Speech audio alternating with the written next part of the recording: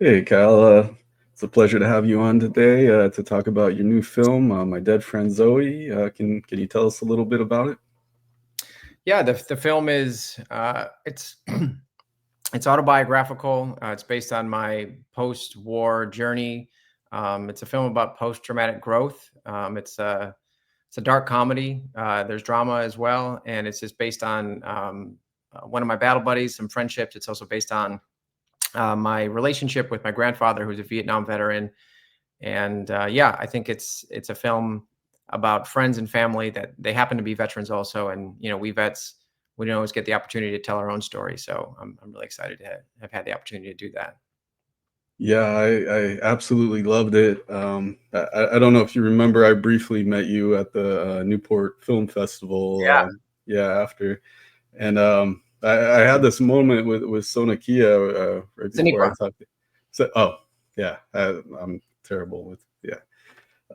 But yeah, like she could see I was still emotional after, and she gave me a hug, and she was telling me about the difficulty of portraying someone's true story, and I said you did it, She did. and she Yeah. yeah, and she gave me another hug. But what was it like to for you to be there in that crowd with all those veterans who were in your film?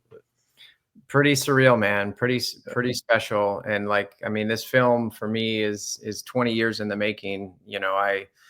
I've always been a filmmaker, but when I was in the military, I was a paratrooper in the infantry, and I wasn't supposed to be making films, but I did. I was making these short action videos, and I mean, it's a story. Maybe you've heard it, and we just put out a making of video that people can watch that does a good job telling the story. But it's pretty crazy, man. Like I was set on this path by my commanding officer, by Lieutenant Colonel, and that was in 2004, and here we are in 2025, and a lot's happened since then. To finally get to this point. So it's just surreal. It really is surreal. Yeah, that is an amazing story. We'll put a link to that video in there. What was it like to work with such an amazing cast that you had?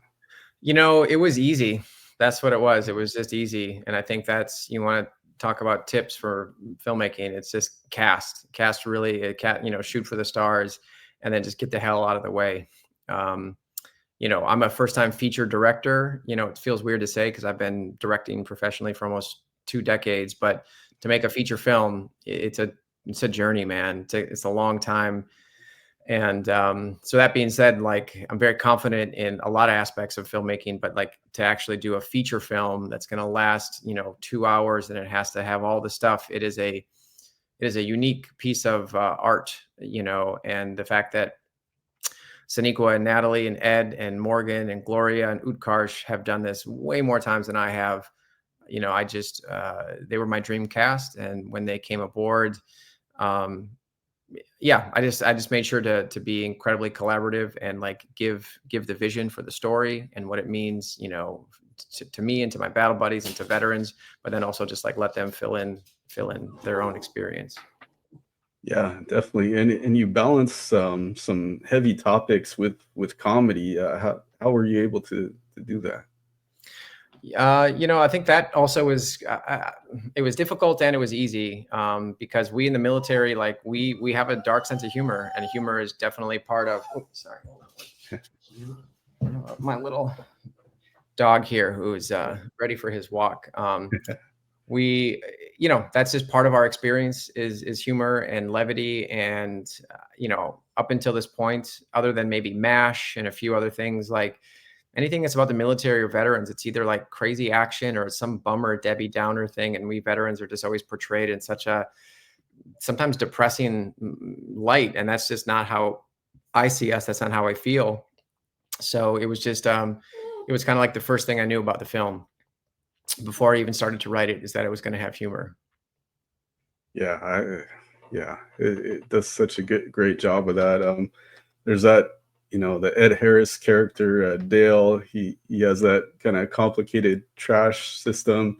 And he's got that scene where he scolds his granddaughter Merritt. Where did that scene come from? Real life, man. I mean, Ed Harris is based on my grandfather down to the smallest detail. And my grandfather has a intricate trash sorting system at our lake house. Again, this whole film is like a true story, and it's like none of us can figure out the trash system. It feels like it's always changing, and so yeah, and I don't know, more than anything else, my family just smiles and laughs the hardest at that scene in particular. But I used it not as just like, yeah, I don't know. And I've had a long journey in like learning to become a filmmaker and a storyteller. Like just because something happened in real life or your life doesn't mean that it's like story worthy or that it drives the narrative. So like I was just using these elements, but then making sure that it served a narrative purpose, which, there needed to be conflict between Merritt and Dale. We needed to show that they're cut from the same cloth in terms of they're both veterans and Army veterans. But this is a moment it was a moment for me to to plant the seed where there's a schism between them. And, he's like, I can't believe we served in the same branch of the service, So yeah, every line of dialogue, every scene, it's got to be about more than what it's about.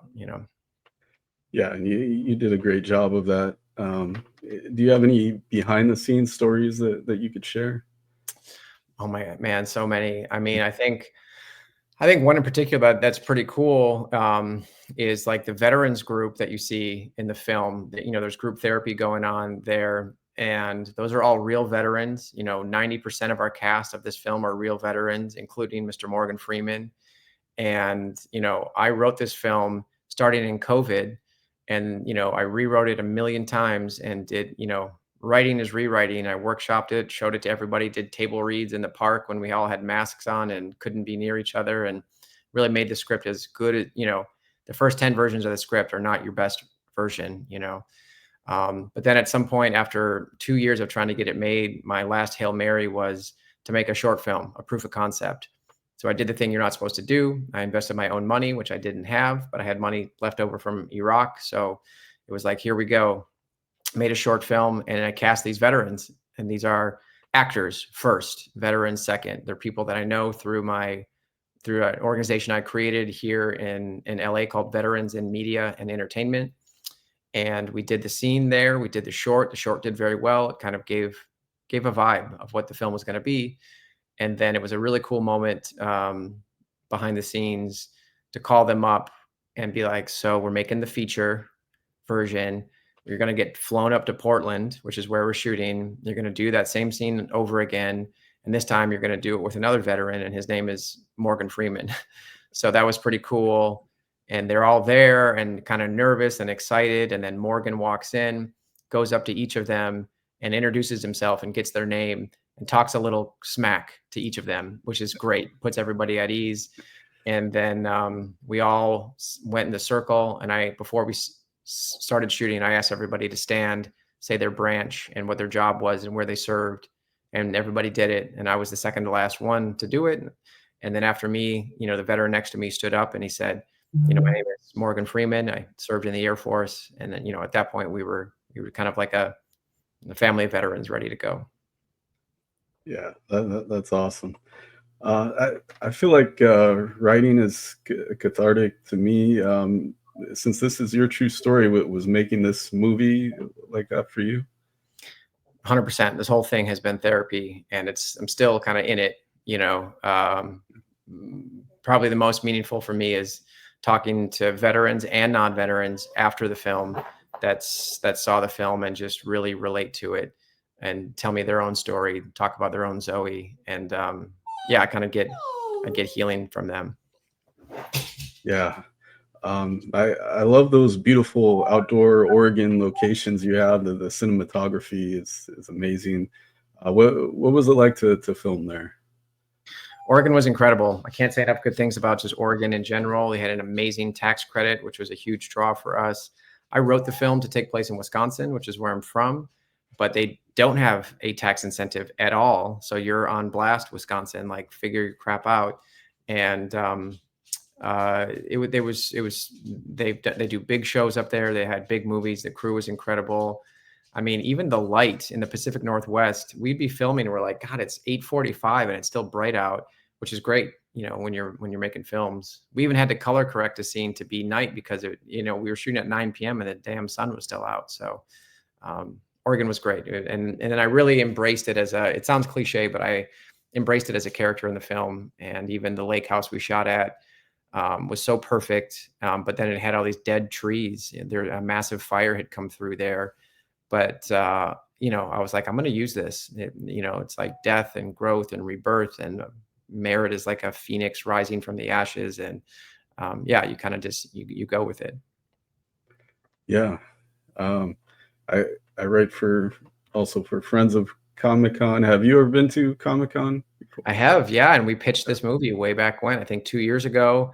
Traveled down there with my poster of this that I made on my own, and it was, Legion M is the production company, or the main production company of the film, along with Radiant Media, and they were promoting You Can Call Me Bill, their William Shatner doc. And so I was down there at their booth, and I had my little thing and telling people about it. And it was nothing at that point. So yes, I'm very familiar with Comic-Con, and I'm a massive comic fan. Like I'm a Spidey, Marvel, Venom, Deadpool, like just, Todd McFarlane. Ever since I was a little kid, that's my stuff. That's awesome. I got to interview Todd McFarlane once, and it was amazing. Yeah. He's my favorite Spider-Man is Todd McFarlane. Yeah. Oh, he's the best. Yeah, he's the best. Yeah, I mean, My Dead Friend Zoe releases in theaters tomorrow, February 28th. I gave the film a 10 out of 10 on Film Threat. It's amazing, Jason. Thank you. Yeah. Oh, it deserves it. It deserves it. So And and I appreciate you doing that too, because we are an indie film. Like we've got massive talent in this film and incredible reviews, but we are an indie film. I want people to know there was no major studio, there was no streamer. We did this. Legion M, they're owned by fans, 150,000 of them. And so when you stick around to the end credits, you will see every single name of every investor that contributed to make this film. And I'm learning about how distribution works and theatrical. And like, we're so lucky to have this theatrical release. We're going to be in over 700 screens, which is great. But guess what? That is not a lot compared to these other movies. And so we actually need people to see it in theaters, and even pre-sales, like people buying pre-sales. We're trying to convince, the big chains that people want to see this movie, and to get more show times and auditorium sizes. It's like people got to get even a couple seats in there. So if people want to help, we keep calling ourselves like the little indie that could. If people want to help, if you kind of want to give a middle finger to the man, yeah, dude, support this film. Go see it in theaters. I promise you'll laugh and cry. And yeah, don't wait till streaming. Unfortunately, that doesn't really help us, the filmmakers, for people to wait that long. So yeah, definitely. You want to see it on the biggest screen you can. Because like I said in the review, it just it just hit me emotionally. This movie, yeah, absolutely loved it. Indie films are difficult. What was your biggest challenge with this film? I mean, there's always the money stuff. Money is just the hardest, and maybe I would just say like inertia. But to that point, I would say you have to create your own inertia. You have to create your own luck, and that's what I did by writing and rewriting this thing, and then doing the proof of concept short. And then, there's this expression, getting people a little bit pregnant at a time. And so you kind of just have to like build it one block at a time. And then once you get this thing, then you can start talking about how cool that is. And then, Ed Harris was the first to sign on. And I just did that from writing letters. We still went through his reps, but I wrote these very carefully crafted letters. And once Ed's aboard, then it's kind of an Ed Harris picture. And then you start using that, and you kind of start building. And then even the music, I mean, we've got literally one of the most popular songs ever, Rihanna's Umbrella. And that is not the kind of song that goes into an indie film, because they're very expensive. But, I got it. I got it because I shot the scene. I cut it together quickly. I included a letter to Rihanna and her team, and it was some shots of the film. And, I did have a backup plan, but, we just shot for the stars, and it was indie, it was rock and roll, it was punk, and it worked out, and people want to help and be a part of like a meaningful thing. And I think that's happening here, and hopefully that'll work out in theaters. Yeah, definitely. That's amazing. Is there anything else you'd like to tell us? The only other thing I just want to say is that we've got a Pay It Forward campaign, which people might remember that a little bit from Sound of Freedom. Ours is similar but different in that we are working directly with a nonprofit, the Bob Woodruff Foundation. They're the biggest in the country for the veteran space. And so they're going to collect and use 100% of donations and for tickets for veterans to the film, for community screenings, and then to support veteran nonprofits. So there's a special QR code in the end credits, a special message from the cast. My dog is supporting, and will support it. Thank you so much, Cal. Thank you, Jason. Appreciate you. All right.